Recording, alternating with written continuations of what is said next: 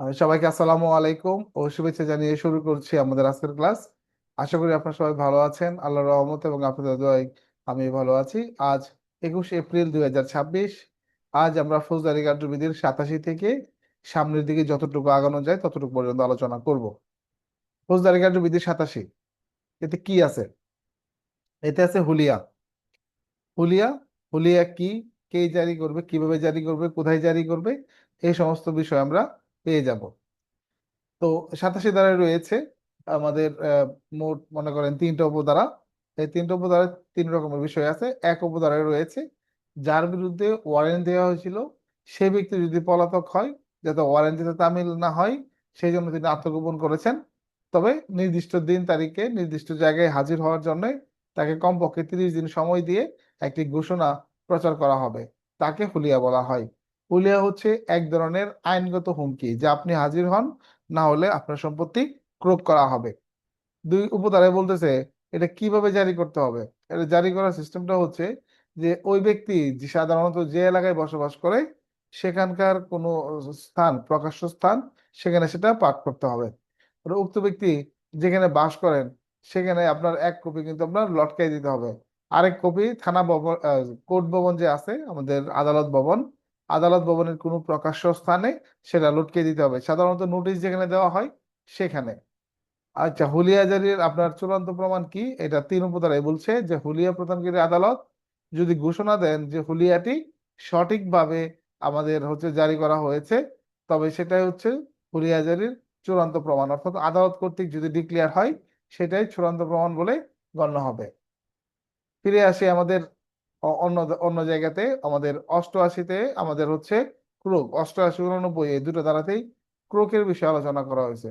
তো হুলিয়া তো আমরা জানলাম যে আইনগতভাবে একটা হুমকি দেওয়া, যে আপনি হাজির হন, আসামিকে বলতেছে যে আপনি হাজির হন, না হলে আপনার সম্পত্তি ক্রোক করা হবে। এখন ধরেন ক্রোক করা সত্যিই দরকার, সেক্ষেত্রে কি প্রসিডিওর? 88-তে বলতেছে এক উপধারায় যে হুলিয়া প্রদানকারী আদালত যে কোনো সময় ঘোষিত ব্যক্তির স্থাবর অস্থাবর উভয় প্রকারের যে কোনো সম্পত্তি ক্রোক করার আদেশ দিতে পারেন। প্রথমত প্রথমত হুলিয়ার সময় বললো যে 30 দিন সময় দিয়ে হুমকি দিবে, আবার ক্রুকি পড়ানোর সময় বলতেছে যে কোনো সময় দিতে পারবে। হ্যাঁ, এটা আদালতের ইচ্ছা। আদালত যদি মনে করে ক্রুক, আপনাকে তো ওয়ার্নিং দিছিল 30 দিনের, এখন আদালত বলতেছে এটা ওয়ার্নিং দিয়ে লাভ নাই, ডাইরেক্ট সম্পত্তি ক্রুক কর। হ্যাঁ, কিংবা মনে করেন যে শেষ, তারপরে সেটা করতে পারে, অর্থাৎ যে কোনো সময় আদালত এই ধরনের আদেশ দিতে পারেন। এখন মনে করেন দুই উপধারায় যে বিষয়টা আছে যে অনেক সময় তো আমাদের স্থানীয় সীমার বাইরেও সম্পত্তি থাকে, মনে করেন আমার বাড়ি ময়মনসিংহ, তাহলে মনে করেন আমার ঢাকা, কিশোরগঞ্জ, টাঙ্গাইল, জামালপুর সম্পত্তি থাকতে পারে আমার জেলার বাইরে। তখন কি হবে? তখন সেটার জন্য সংশ্লিষ্ট এলাকার যে ম্যাজিস্ট্রেট আছেন তাদের মাধ্যমে আমার ওই ম্যাজিস্ট্রেট সম্পত্তিগুলো ক্রোকের আদেশ দিবেন। ক্লিয়ার? 3 উপধারায় বলতেছে যখন এগুলো অস্থাবর সম্পত্তি হবে তখন কি পদ্ধতি অনুসরণ করা হবে। অস্থাবর সম্পত্তি বলতে একটা মোবাইল ফোন, এটা একটা অস্থাবর সম্পত্তি। তারপর আপনার যা এক স্থান থেকে আরেক স্থানে মুভ করা যায়, যা স্থাপিত না, এটাকে বলা হয় অস্থাবর।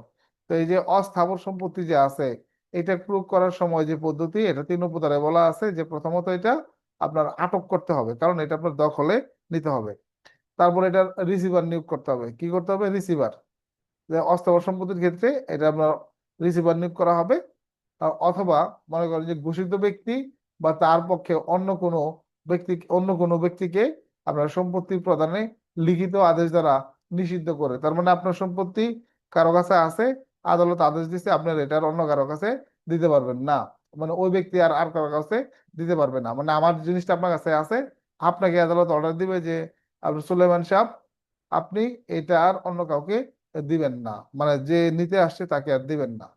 বড় গ, বিজ্ঞ আদালতের ইচ্ছা অনুযায়ী এই ধরনের সকল ব্যবস্থা বা আপনার যে কোনো ব্যবস্থা গ্রহণ করে, অর্থাৎ অস্থাবর সম্পত্তির ক্ষেত্রে একটা ব্যবস্থাও গ্রহণ করা যায়, মানে যে কোনো একটা নিলেও হচ্ছে।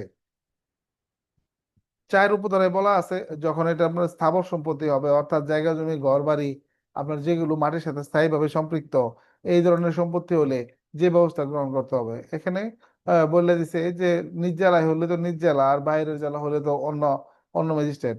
তো এই ক্ষেত্রে যে ভূমিকাটা নেবে, প্রথমত বলতেছে গিয়ে সেরা আগে এই সম্পত্তিটার দখল নিতে হবে। এই সকল সম্পত্তি করতে হয় আটক, আর জায়গা জমি আপনার করতে হয় কি দখল, আগে সেটার দখল করতে হয়। তারপরে এখানে একটা রিসিভার নিয়োগ করা লাগবে। কি রিসিভ করা লাগবে? রিসিভার, যিনি দেখে শুনে রাখবেন। তারপর হচ্ছে ঘোষিত ব্যক্তি, মানে যার নামে হুলিয়াটা আছে, ওই ব্যক্তি, ওই ব্যক্তি বা তার পক্ষে অন্য কোনো ব্যক্তি যাতে এই জমির উপর খাজনা প্রদান বা সম্পত্তি কোনো না কোনো ভাবে হস্তান্তর করতে না পারেন, এই বিষয়টা নিশ্চিত করবেন। বড় গ, বিজ্ঞ আদালতের ইচ্ছা অনুযায়ী সকল ব্যবস্থা বা যে কোনো দুইটি ব্যবস্থা গ্রহণ করে স্থাবর সম্পত্তি ক্রয় করা লাগবে। তার মানে স্থাবর সম্পত্তি ক্রয় করা এবং অস্থাবর সম্পত্তি ক্রয় করা আমরা জানলাম।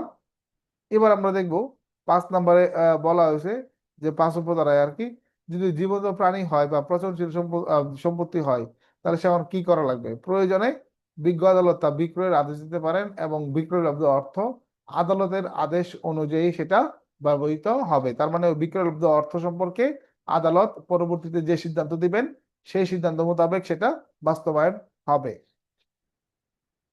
তাহলে এখন দেখেন, এই 88-র ছয়ের পরে আছে 6 ক খ গ গ উম, তারপরে আছে আমাদের 7। এইগুলোকে আমাদের পড়তে হবে কিনা দেখেন এখানে।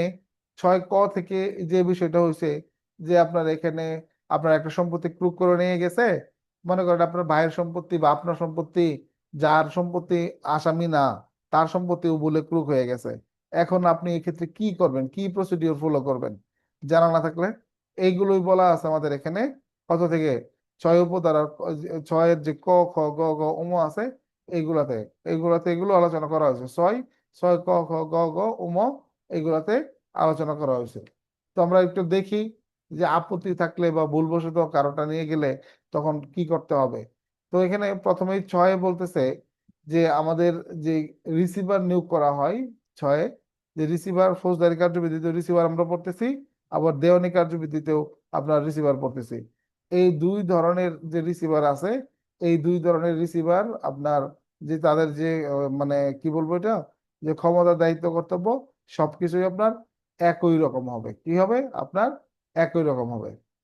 6 ক, এখানে বলতেছে যে ক্রুকের তারিখ হতে 6 মাসের মধ্যে ক্রুককৃত সম্পত্তির বিষয়ে আপনার কেউ যদি তার সত্ত্ব আছে মর্মে দাবি করে, মানে আমি ক্রয় করে নিয়ে আসছি, এখন আপনি বলতেছেন ওই সম্পত্তিতে আপনার দাবি আছে আপনার নামে, অথচ ওয়ারেন্ট ওয়ারেন্ট কিছু নাই, আপনি অন্য ব্যক্তি, বা আপত্তি করে বা অন্য কেউ আপত্তি করতেছে যা এই ধারা অনুসারে ক্রয়যোগ্য নয়, তবে উক্ত দাবি বা আপত্তি সম্পর্কে তদন্ত করতে হবে অথবা উক্ত দাবি সম্পূর্ণ বা আংশিক মেনে নেওয়া বা অগ্রাহ্য করা হবে। তার মানে কেউ দাবি করতেই পারে, দাবি করলে এটার বিষয়ে তদন্ত হবে, তদন্ত করে এই দাবি সম্পূর্ণ মানা হবে বা আংশিক মানা হবে, অথবা এটা রিজেক্ট করা হতে পারে। যদি কেউ আপনার মারা যায়, মারা যাওয়ার পরে তার যে অংশীদাররা আছেন মানে উত্তরাধিকার, তারাও এক্ষেত্রে কিন্তু আপত্তি জানাতে পারবেন। 6 খ, এখানে দেখেন আমাদের বলা আছে যে যে আদালত ক্রুকের আদেশ দিয়েছেন সেই আদালতে দাবি বা আপত্তি জানাতে হবে। যে দাবি বা আপত্তি আপনি কোথায় জানাবেন? যে আদালত থেকে ক্রুকের আদেশ হয়েছে সেখানে আপনার আপত্তি জানাতে হবে। 6 গ, ক্রুককৃত সম্পত্তি যে আদালতে দাবি বা আপত্তি করা হয়েছে সেই আদালত তদন্ত করাবেন বা তদন্ত করবেন বা অধীনস্থ আদালত দ্বারা আপনার তদন্ত করাতে পারবেন। তার মানে আপনি যে আদালতে অভিযোগ দিয়েছেন সেই আদালত নিজেরা তদন্ত করবে অথবা অধস্তন কারো দ্বারা সেটা তদন্ত করিয়ে নেবে। 6 গ, দাবি বা দাবি বা আপত্তি আংশিক বা সম্পূর্ণ যদি অগ্রাহ্য করা হলে, মানে আপনার দাবিটা আপনার মানা হয়নি বা আংশিক অমান্য করা হয়েছে, মানেই নাই, সেক্ষেত্রে আদেশের তারিখ থেকে কম পক্ষে 1 বছরের মধ্যে আপনি মামলা করতে পারবেন সিভিল কোর্টে। মামলার ফলাফল সাপেক্ষে উক্ত আদেশ চূড়ান্ত বলে গণ্য হবে। তার মানে আপনি যখন মামলা করবেন সিভিল কোর্টে, সেটার মামলার যে আদেশ হবে সেটাই চূড়ান্ত। ম্যাজিস্ট্রেট কি আদেশ দিছে এটা কোনো ধরনের মূল্য থাকবে না। 6 যার প্রতি হুলিয়া জারি করা হয়েছিল, সম্পত্তি প্রয়োগ করা হয়েছিল, সে ব্যক্তি উল্লিখিত তারিখের মধ্যে আদালতে হাজির হয়, তবে আদালত আদেশ দ্বারা উক্ত সম্পত্তি প্রয়োগ হতে মুক্ত করে দিবেন। ওই যে 6 মাস সময় দিছিল না, যে এর ভিতর মনে করেন যে হাজির হয়ে গেছে, এখন এই যদি হাজির হয়ে থাকে তাহলে আপনার প্রকৃত সম্পত্তি কি করতে হবে? মুক্ত করে দিতে হবে। 7 নাম্বার দ্বারা আপনার যে 88-7, এখানে বলতেছে ঘোষণাধীন ব্যক্তি মানে যার নামে হুলিয়া ছিল যদি ঘোষণায় উল্লিখিত সময়ের মধ্যে হাজির না হয়, তবে প্রকৃত সম্পত্তি সরকারের এখতিয়ারে হবে। কার এখতিয়ারে যাবে? সরকারের এখতিয়ারে চলে যাবে। কিন্তু ক্রোকের তারিখ হতে 6 মাস অতিবাহিত না হওয়া পর্যন্ত বা উক্ত সম্পত্তি সম্পর্কে দাবি বা আপত্তি থাকলে তা নিষ্পত্তি না হওয়া পর্যন্ত উক্ত ক্রোকৃত সম্পত্তি বিক্রয় করা যাবে না। তার মানে 6 মাস অপেক্ষা করতে হবে। উক্ত সম্পত্তি যদি দ্রুত বা স্বাভাবিকভাবে পচনশীল বা ধ্বংসশীল হয়, অথবা আদালত যদি মনে করেন যে বিক্রয় করা মালিকের জন্য লাভজনক হবে, তবে আদালত উপযুক্ত মনে করলে তা বিক্রয়ের আদেশ দিতে পারেন। তার মানে ডিপেন্ড করবে যে এটা আপনার জন্য মঙ্গলজনক কিনা। আপনার একটা প্রাইভেট কার মনে করেন জব্দ আছে, মামলার কোর্টে নাই, এটা এটা যদি এইভাবে রেখে দেয় তাহলে 10 বছর পরে এসে কিন্তু এই প্রাইভেট কারের আর কিছুই পাওয়া যাবে না। তাহলে সেই ক্ষেত্রে আদালত যদি এই প্রাইভেট কারটা বিক্রি করে দেয় তাহলে এই মুহূর্তে দাম পাবে ধরেন 10 লাখ। আপনি যদি 20 বছর পরেও এই এই মামলা জিতে রায় নিয়ে আসেন, তাহলে 20 বছর পরে গিয়েও কিন্তু আপনি 10 লাখই পাচ্ছেন। কারণ আপনার এখন আর ভাঙাচোরা গাড়ি নিতে হবে না, এখন আপনি ক্যাশ পাচ্ছেন। এটা তাহলে মঙ্গলের জন্য, কারণ সম্পত্তিটা তো রাষ্ট্রীয় সম্পত্তি, এটা তো বুঝতে হইব। প্রকৃতি সম্পত্তি প্রত্যার্পণ 89 ধারায় বলা আছে ক্রুকি সম্পত্তি প্রত্যার্পণ। তো এই যে ক্রুকি সম্পত্তি প্রত্যার্পণ এখানে বলতেছে যেটা আমাদের যে ফিরে আসার যে সময়, এটা তো আসলোই, এটা তো হিসাব চলে গেল 88-র সাথে। কিন্তু মনে করেন ক্রুকের 6 মাসের সময় শেষ, যেটা দিছিল এটা শেষ, পরবর্তীতে সে 2 বছরের মধ্যে যদি আসে তখন কি হবে? সেই ক্ষেত্রে আদালতের যদি সন্তুষ্টি অর্জন করতে পারে সে পলাতক ছিল না, তার নামে কোনো ওয়ারেন্ট হয়েছে সে জানতো না, তার নামে হুলিয়া হয়েছে, প্রুফ হয়েছে, এগুলো তিনি জানতেন না, পরবর্তীতে তিনি এসে জানছেন। যদি আদালতকে তিনি সন্তুষ্ট করতে পারেন তাহলে তার ক্রুকি সম্পত্তি আপনার প্রত্যার্পণ আদেশ দিতে পারবেন আদালত। মনে রাখবেন এই ক্ষেত্রে আপনার যে মূল্য পাবেন সেটা হচ্ছে যে সম্পত্তি বিক্রি হয়ে থাকে, তাহলে হচ্ছে যে খরচপাতি হবে। খরচপাতি বলতে যে আপনার মনে করেন যে এটাকে আনা নেওয়া, কস্টিং, হ্যাঁ, তারপর আপনার যদি শস্য জাতীয় হয় তাহলে এটাকে মাড়াই করা বা কাটিং করা, এগুলো একটা খরচ হয়েছে, সেগুলো মাইনাস হবে দুই বেলাতেও। মানে আমাদের যে 88-র সাথেও যে ফেরতের পদ্ধতি, আর আর হলো আমাদের যে 89 যে 2 বছর, এই দুই পদ্ধতির ক্ষেত্রেই আমাদের যে খরচটা হয়েছিল সেই খরচটা কিন্তু বিয়োগ করতে হবে। আশা করি বুঝতে পারছেন।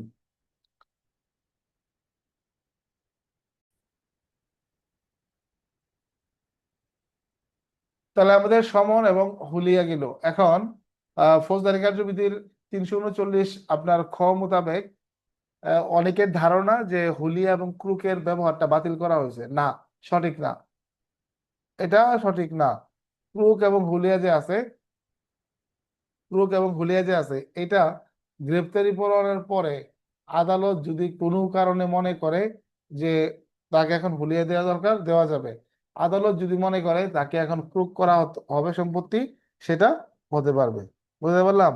এটা একমাত্র ডিপেন্ড করবে আদালতের উপরে, আদালত কি চাই সেটার উপরে। আমরা চলে আসি 90 ধারাতে। এখানে বলা আছে যে সমনের পরিবর্তে বা সমনের অতিরিক্ত আপনার পরোয়ানা জারি। আচ্ছা, দেখা গেছে যে একজন আসামিকে সাধারণভাবে সমন দিয়ে ডাকলে সে আসবে না। আসবে? আসবে না। তাকে তাকে সমন দেওয়া লাভ নাই, তাহলে তাকে কি দিতে হবে? তাকে আমাদের ওয়ারেন্ট ওয়ারেন্ট দিতে হবে। আবার দেখা গেছে যে সমন দিলাম কিন্তু সমনের নির্ধারিত তারিখ সে মিস করলো, সেই তারিখে আসলো না, তাহলে নিশ্চয়ই তার নামে ওয়ারেন্ট দিতে হবে। আবার হতে পারে সমন দিলাম, পিছন দিক দিয়ে আমার মনে হলো যে সমন দেওয়া কাজ হবো না, ওয়ারেন্ট দিতে, ওয়ারেন্ট আদালত দিতে পারে। এই যে কথাগুলো বললাম এগুলো একটু মনোযোগ সহকারে আপনার বুঝতে হবে। যেমন ক, এখানে বলতেছে সমন দেওয়ার পূর্বে অথবা সমন দেওয়ার পরও যদি হাজির হওয়ার নির্ধারিত সময়ের পূর্বে আদালতের যদি বিশ্বাস করার মতো কারণ থাকে যে আসামি সমন মান্য করবে না, তবে তার বিরুদ্ধে ওয়ারেন্ট দেওয়া যাবে। ওকে। খ, যার প্রতি সমন দেওয়া হয়েছে সেই ব্যক্তি যদি হাজির হতে ব্যর্থ হয়, তার মানে নির্ধারিত সময়ে সে হাজির হাজির হতে ব্যর্থ হয়েছে, অথবা সমনটি যথাযথভাবে আপনার এবং সমনটি যথাযথভাবে আপনার জারি হয়েছে, এটা আপনার প্রমাণিত থাকতে হবে। মানে ধরেন ব্যর্থ অনেক কারণে হতে পারে, তার মেডিকেল সার্টিফিকেট থাকতে পারে যে হসপিটালে ভর্তি বা গুরুতর অসুস্থ, এরকম হতে পারে। এখন দেখা গেছে যে আপনার যখন সমন জারির রিপোর্ট গেছে তখন সেখানে আমাদের যে সমন জারি যে হয়েছে, যে রিসিভ করা হয়েছে, সেই রিসিভের কপিও সাথে আছে। তার মানে ইচ্ছে করে ওই ব্যক্তি আসে নাই, এরকম যদি হয় তাহলে এই ক্ষেত্রে আপনার মনে করেন যে গ্রেপ্তারি পরোয়ানা ইস্যু করা হবে। তার মানে আপনার সরাসরি সমন দেওয়া যাচ্ছে, সরাসরি সমন দেওয়া যাচ্ছে, সমনের পরিবর্তেও আদালত ইচ্ছে করলে গ্রেপ্তারি পরোয়ানা দিতে পারেন। আরেকটা বিষয় হলো সমন দিছে, সমন দিছে, সমনের তারিখ মিস করছে, ওই তারিখে আসতে পারে নাই, গ্রেপ্তারি পরোয়ানা ইস্যু করবে।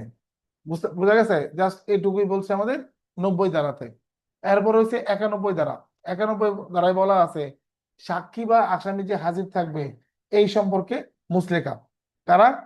সাক্ষী বা আসামি যে আদালতে হাজির থাকবে এই সম্পর্কে মুচলেকা। মনে করেন আজকে আপনি হাজির আছেন, পরবর্তী তারিখেও আপনি হাজির থাকবেন, এই বিষয়ে মুচলেকা দিতে হবে। কত ধারায় বলা আছে এটা? এটা বলা আছে 91 ধারাতে। এখন মনে করেন এই মুচলেকা দেওয়ার পর আপনি আসলেন না, আপনি কি করলেন না, আপনি আসলেন না, তাহলে এবার কি হবে? আপনার বিরুদ্ধে এই যে 92 ধারায় বলা আছে যে দেখা গেছে যে আপনি আসলেন না, সেক্ষেত্রে আপনার বিরুদ্ধে গ্রেপ্তারি পরোয়ানা, মানে শর্ত লঙ্ঘন করলে গ্রেপ্তারি পরোয়ানা, এটা হচ্ছে আমাদের 92 ধারাতে বলা আছে। আচ্ছা, 93 ধারায় যে বিষয়টা বলা আছে এটা আপনাদের জন্য দরকার নাই, তারপর জেনে রাখেন 93-তে বলা আছে যে সমন ও গ্রেপ্তারি পরোয়ানার ক্ষেত্রে প্রযোজ্য বিধান, মানে ফৌজদারি কার্যবিধির আমরা 68 থেকে 74 পর্যন্ত এবং 75 থেকে 86 পর্যন্ত সমন এবং গ্রেপ্তারি পরোয়ানা নিয়ে কিন্তু আলোচনা করছি না? তো এই এই যে বিষয়গুলো আছে, ভবিষ্যতে যখন সিআরপিসি পড়তে যাবেন বিভিন্ন জায়গায় সমন জারি, তারপর গ্রেপ্তারি পরোয়ানা, এইরকম টপিক গুলো আসবে। তখন কি আবার নতুন করে সমন জারি এবং গ্রেপ্তারি পরোয়ানা তামিলের পদ্ধতিগুলো আপনার পড়তে হবে, ওখানে ঢোকাইতে হবে না? প্রয়োজন নাই। এই যে ফৌজদারি কার্যবিধির জন্য এই যে এক জায়গাতে আপনি সমন জারির পদ্ধতি এবং গ্রেপ্তারি পরোয়ানা তামিলের পদ্ধতি পড়তেছেন, এটা পুরো ফৌজদারি কার্যবিধি জুড়েই আপনার প্রযোজ্য হবে। বারবার সমন জারির কোনো প্রমাণ নাই, দরকার নাই সমন জারির বা ইয়ের, আপনার কোনো নির্দিষ্ট ধারা আর নতুন করে পড়তে হবে না। 68 থেকে 74, 75 থেকে আপনার 86 এনাম। বিজয় ভাই বলেন। সাউন্ড একটু কম আসতেছে, আর হচ্ছে স্ক্রিন শেয়ার তো দেওয়া যায় নাকি স্যার? না, ক্লাস শেষ, স্ক্রিন শেয়ার দিছি না ইচ্ছা করেই, ওই কথা শোনার জন্যই বলছি, ইচ্ছা করে আমি দিই নাই স্ক্রিন ঠিক শেয়ার। আছে স্যার। ঠিক আছে, সাউন্ডটা একটু ক্লিয়ার কিনা, একটু একটু কম। সাউন্ড কম? এখন কি সাউন্ড আগের চেয়ে বেশি না কম? না আগের মতোই? বিজয় ভাই শোনা যায়? ঠিক আছে স্যার। জি স্যার, শোনা যাচ্ছে। বাড়ছে না আগের মতোই? ওই আগের মতোই। ঠিক আছে স্যার, সমস্যা নেই। Thank you sir. আমার দিক থেকে তো ঠিকই দেখাচ্ছে।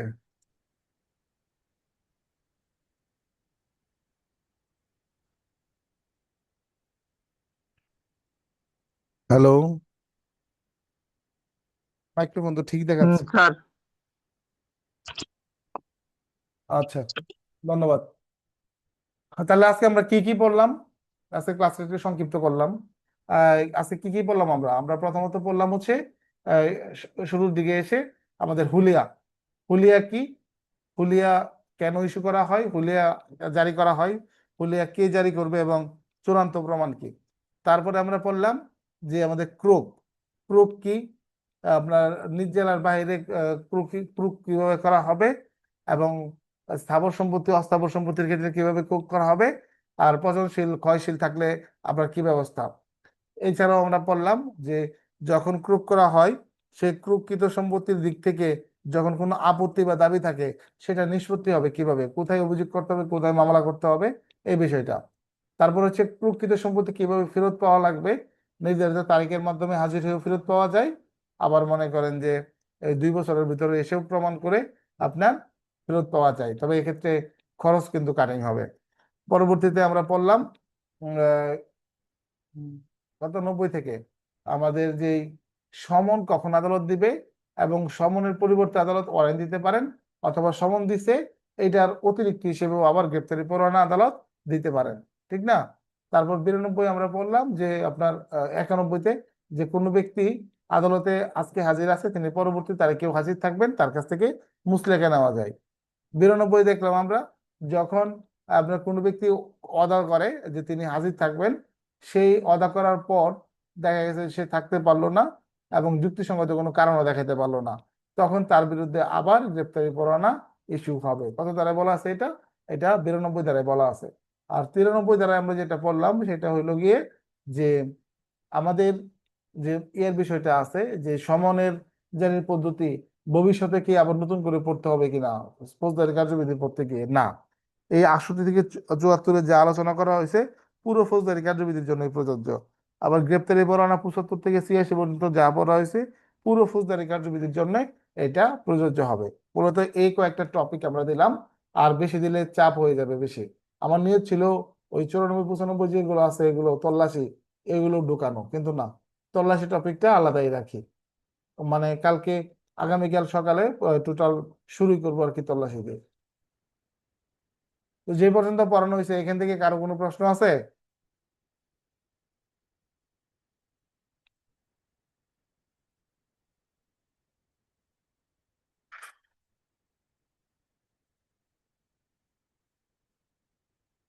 কারো কোনো প্রশ্ন নাই? নীরবতাই সম্মতির লক্ষণ, ঠিক না? কোনো প্রশ্ন নাই? তো সকাল সকাল কি প্রশ্ন করবো স্যার? সকাল সকাল তো কথা কইতে পারতেছি না, খালি শুয়ে শুয়ে আপনার ক্লাস দেখলাম, ঠিক না? বুঝি, কোনো সমস্যা নাই। ঠিক আছে, রিভিশন দেখেন, একটু শর্টকাট করছি ক্লাসটা। আমাদের পরবর্তী ক্লাস অনুষ্ঠিত হবে রাতের 9টা এবং 10টা। সবাইকে অগ্রিম শুভেচ্ছা জানাচ্ছি। আল্লাহ হাফেজ।